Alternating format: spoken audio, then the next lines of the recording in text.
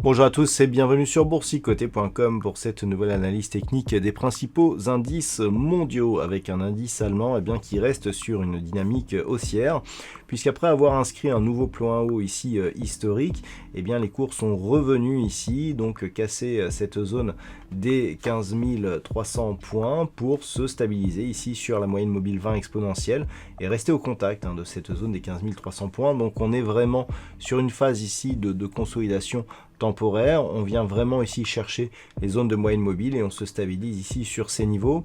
Donc la tendance elle reste haussière, on le voit d'ailleurs au niveau des indicateurs. On a eu ici une rupture donc de la zone de surachat, mais ça se stabilise depuis et on devient même hésitant alors que l'on vient de se retourner à la baisse sur les histogrammes du MACD.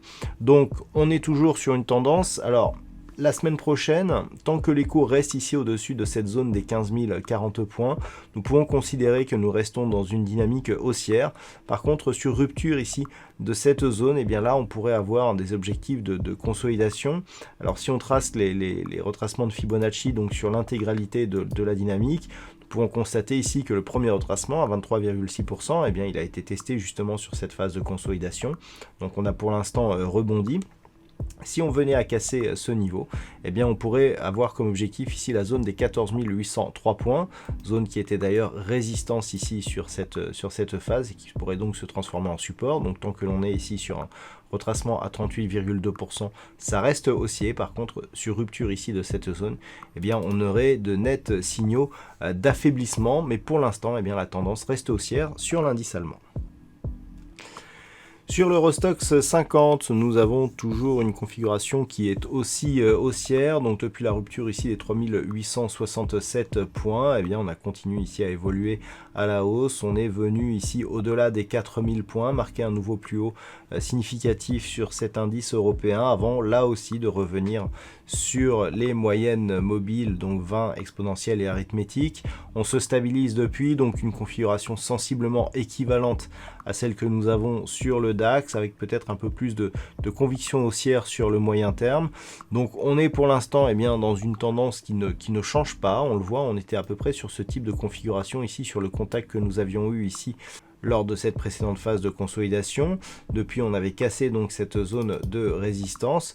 Donc clairement, on est ici sur une poursuite de mouvement. Nous pouvons considérer que cette dynamique restera haussière tant que l'on reste ici au-dessus des 3935 points sur l'Eurostoxx 50. Nous passons maintenant aux indices américains avec une configuration très intéressante. La semaine dernière, je vous présentais justement la poursuite du mouvement avec donc l'atteinte de cette zone d'extension de Fibonacci à 161,8% et je vous indiquais que la zone ici des 261,8% était rarement atteinte. Regardez, c'est assez intéressant. On est venu ici à quasi proximité ici de cette zone puisqu'on a donc une extension ici à proche des 4195 points. On est venu marquer un point haut sur cette bougie qui se situe à 4191 points, donc à 4 points. Ensuite, on a consolidé et ce soir, on est en train de finir ici sur des niveaux relativement proches. Donc, ce qui est intéressant, c'est que on voit justement que cette zone a quasiment été atteinte, mais surtout qu'elle agit en tant que résistance. Ce qui nous indique que ce mouvement reste technique. Donc on est ici sur une phase de stabilisation.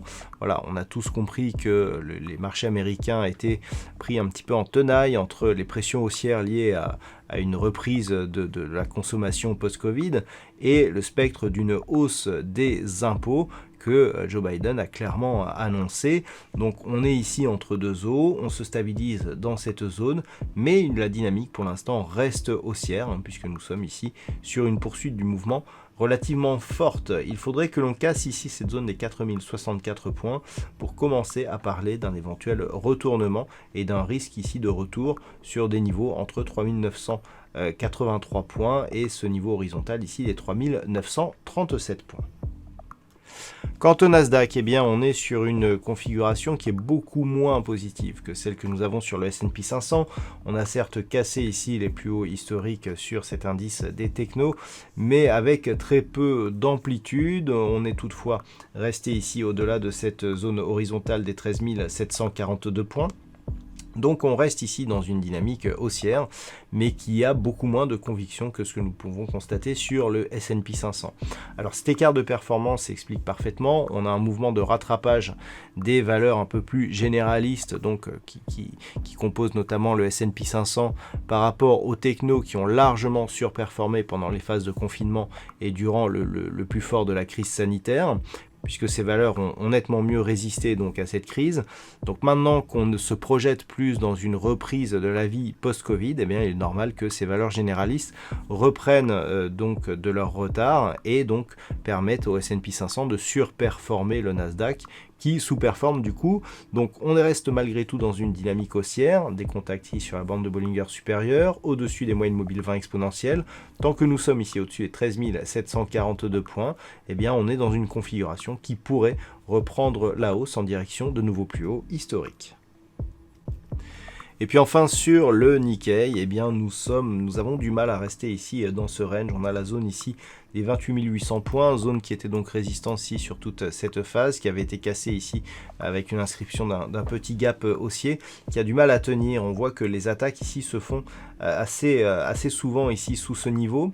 Alors ce qu'il faut constater d'ailleurs, il y a une chose qui est assez intéressante, c'est que les attaques ici sur ce niveau des 28 800 se font souvent sur des gaps. On le voit ici, on a cette configuration ici avec un gap baissier, deux bougies, puis hop on remonte, donc on a ici un petit îlot de renversement. Eh bien on a eu la même chose cette semaine, puisque si on grossit un petit peu la vue, eh bien on a donc un franchissement ici de cette zone qui s'est fait, sur un gap baissier. On est revenu ici sur un gap haussier qui a quasiment été comblé sur la bougie suivante et ensuite on se stabilise au-dessus de cette zone. Alors ça nous indique quoi?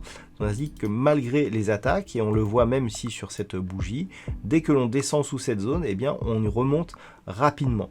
Donc on est toujours dans cette zone de range, malgré donc ces reprises rapides à la hausse, on n'a pas d'attaque ici de cette zone de point haut des 30 485. Donc on est vraiment ici dans une phase de neutralisation de cette tendance qui d'un point de vue moyen-long terme reste tout de même orientée à la hausse, car depuis la rupture ici de cette zone des 23 000, proche des 23 600 points, eh bien on a gagné énormément de points sur le Nikkei et on se stabilise désormais dans cette nouvelle zone de range qui permet au Nikkei eh bien, de garder une tendance moyen-long terme nettement haussière. Voilà donc ce que l'on peut dire sur cette analyse technique de ces principaux indices mondiaux. Je vous souhaite un bon week-end et on se retrouve dès la semaine prochaine pour d'autres analyses techniques, toujours sur le site boursicoté.com.